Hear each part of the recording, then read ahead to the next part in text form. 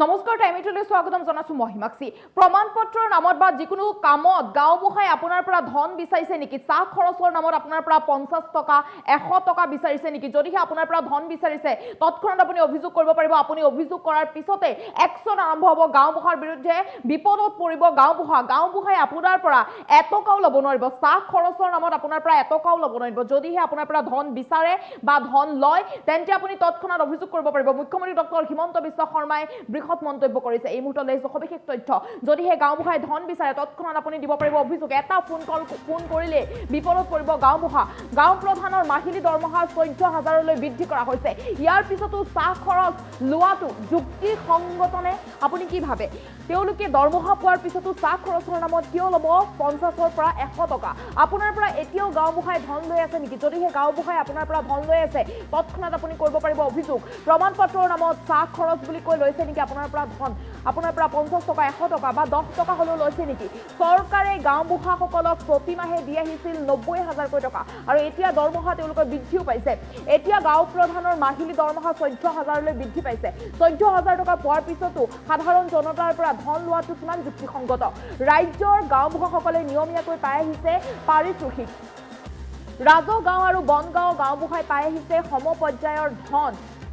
এতিয়াও যদি গাঁওবুঢ়াই আপোনাৰ পৰা ধন লৈ আছে তৎক্ষণাত আপুনি কৰিব পাৰিব অভিযোগ প্ৰমাণপত্ৰৰ নামত যাতে সাধাৰণ লোকৰ পৰা ধন নলয় তাৰ বাবে আহ্বান জনাইছিল মুখ্যমন্ত্ৰী ডক্টৰ হিমন্ত বিশ্ব শৰ্মাই বনগাঁও 278 গৰাকী গাঁওবুঢ়াক পাৰিশ্ৰমিক দিয়াৰ ব্যৱস্থাও কৰা হৈছে কিন্তু তাৰ পিছতো একাংশই ধন লোৱাৰ গুৰুতৰ অভিযোগ উত্থাপন কৰা হৈছে ৰাজগাঁৱৰ 168 গৰাকী গাঁওবুঢ়াক পাৰিশ্ৰমিক দিয়াৰ ব্যৱস্থা কৰা হৈছে ইয়াৰ পিছতো গাঁও প্ৰধানে গাঁওবুঢ়াই প্ৰমাণপত্ৰৰ নামত ধন লোৱাটো কিমান যুক্তিসংগত বুলি ভাবে আপুনি কমেন্ট কৰিব পাৰিব গাঁওবুঢ়াৰ মাহিলী দৰমহা বৃদ্ধি কৰা হৈছে 14000 লৈ বৃদ্ধি কৰা হৈছে পূৰ্বতে 9000 পাইছিল কিন্তু এতিয়া 14000 পাব ইয়াৰ পিছতো চাহ খৰচৰ নামত সাধাৰণ লোকক বা সাধাৰণ জনতাৰ পৰা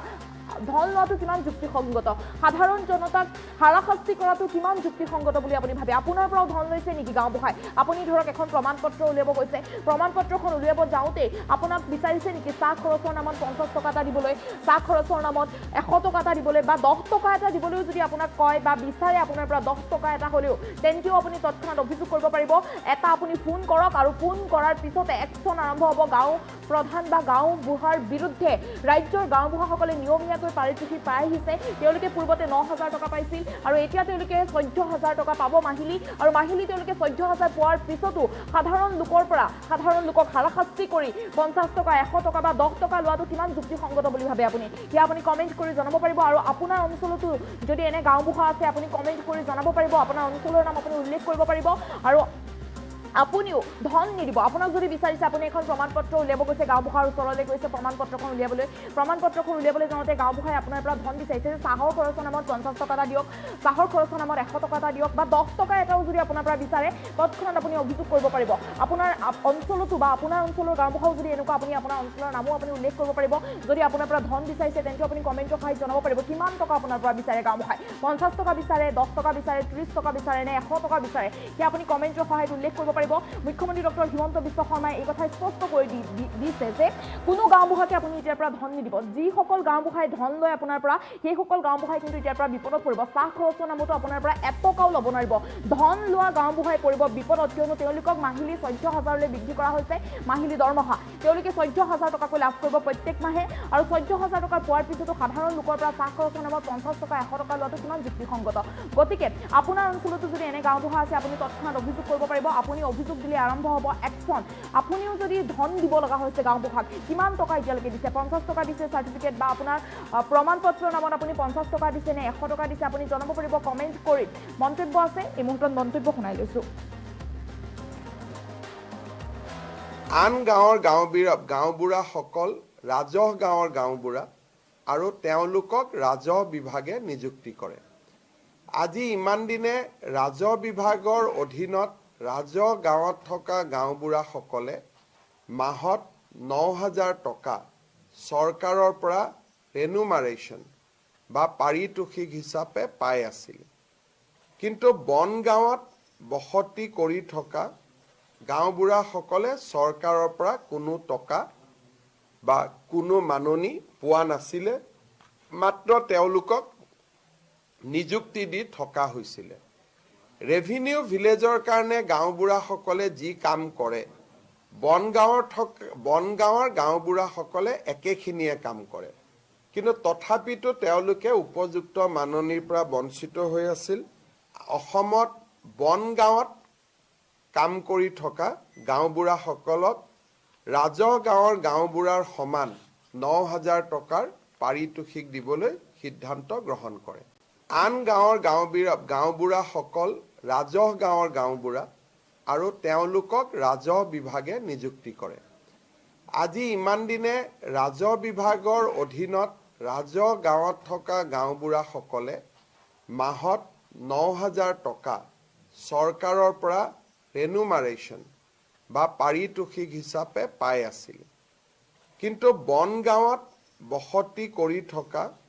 গাঁওবুঢ়াসকলে চৰকাৰৰ পৰা কোনো টকা